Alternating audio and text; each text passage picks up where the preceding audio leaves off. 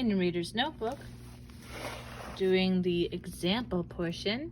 An example of the word is in the sentence or nearby sentences. An example, it says, Ricardo is so arrogant. He is always bragging about how great he is at sports, right? And so that is giving an example of what being arrogant would be like.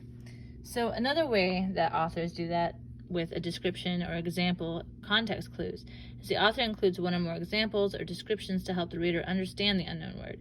So we're going to look for words and phrases like the ones we're about to fill in. Also, they can use colons or dashes to signal descriptions or examples. All right, and so with your pen, right, after you've put this together, you are going to fill out in our box, such as, right? Such as, oh man, not my best writing.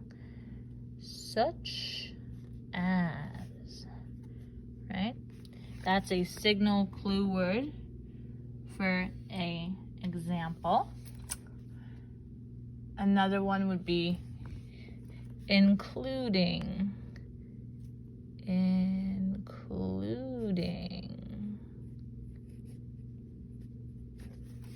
Right? Including is another signal word, right? Clue word about if they're giving an example.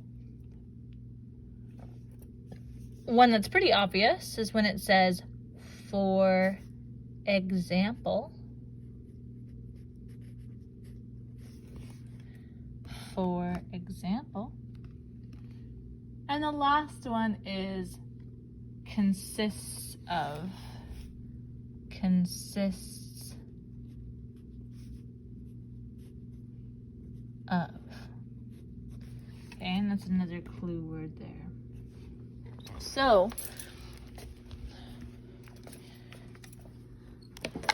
some examples of this, right? I wrote some examples, right? You'll see some vegetation which consists of small trees and bushes.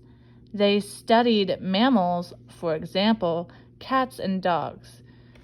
On your reader's notebook, in that middle part between the two, right, which I'll show you, you're going to write your own example, right? And so with your example, right, you're thinking of a word that maybe you can give some examples of, like maybe dinosaurs or reptiles or, you know, subjects in school. Something that you could give an example for, right? A word that you could give examples for, and then the reader would understand that better. And then you'll write that again in between these spots right here on your reader's notebook.